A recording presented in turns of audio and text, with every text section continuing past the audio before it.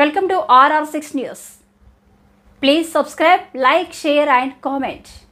ఏంటంటే జిల్లాలో ఉన్న పెన్నా రివర్ కోస్లో ఉన్న ప్రతి ఒక్క గ్రామాల్లో నిన్న నైటే ఆడియోస్ ముగ్గురికి చెప్పి అంటే మనకు ఆడియో ఆత్మకూరు డివిజను, అదేవిధంగా నెల్లూరు అండ్ కావాలి, ఈ 3 డివిజన్లోనే మనకు మేజర్ పెన్నా రివర్ కోస్ వస్తుంది. ఈ రివర్ కోస్ వచ్చిన చోట్ల నిన్న నైట్ ఆల్రెడీ ఆడియోస్ ముగ్గురికి, అదేవిధంగా తహసీల్దార్స్కి, విలేజ్ సిబ్బందులందరికీ అలర్ట్ చేయడం జరిగింది. ఒకవేళ మనకు ఎక్కువ అంటే కడపలో కొంతవరకు నిన్న కూడా వర్షాలు పడినాయని ఇన్ఫర్మేషన్ అయితే మనకు ఉంది. అది కాబట్టి ఒకవేళ 20,000 క్యూసెక్స్ కానీ దానికి పైన మనకు అక్కడ ఇన్ఫ్లోస్ వచ్చినట్లయితే కొంత ఓపెన్ చేయాల్సిన అవసరం వస్తుంది. మరీ ఎక్కువ ఉండకపోవచ్చు, అంతేగాని అయినా కూడా మనం ఇప్పుడు ప్రస్తుతానికి వదిలేసిన ఎక్స్టెండెస్ హార్డ్లీ 3,000 4,000 క్యూసెక్సే ఉన్నాయి. మేబీ ఒక 10,000 కానీ 15,000 కానీ పెంచుకోవాల్సిన అవసరం వస్తుంది. దానివల్ల మనకి ఎటువంటి ప్రమాదం జరగడానికి అవకాశం లేదు.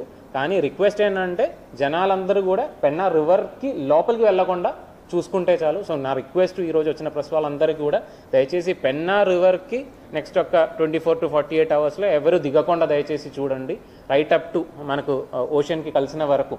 ఎందుకంటే అక్కడ పైనుంచి వదిలేస్తే ఆటోమేటిక్గా సంగం అండ్ నెల్లూరు బ్యారేజ్ వదిలేయాల్సిన అవసరం వస్తుంది కాబట్టి మధ్యలో ఎక్కడ ఆపడానికి వీలు లేదు కాబట్టి.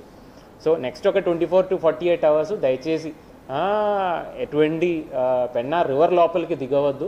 అదేవిధంగా ఎక్కడైనా ఊరు మరి పెన్నా రివర్కి దగ్గర ఉంది, ఎక్కడైనా నాకు తెలిసి ప్రస్తుతానికి లాస్ట్ ఒక 1 month ముందు మన భారీ వర్షాలు వస్తాయని ఇన్ఫర్మేషన్ వచ్చినప్పుడు అన్నీ కూడా బోర్డర్స్ అన్నీ కూడా ఒకసారి చెక్ చేయించడం జరిగింది, గట్లన్నీ కరెక్ట్గా ఉన్నాయో చెక్ చేయించడం జరిగినాయి.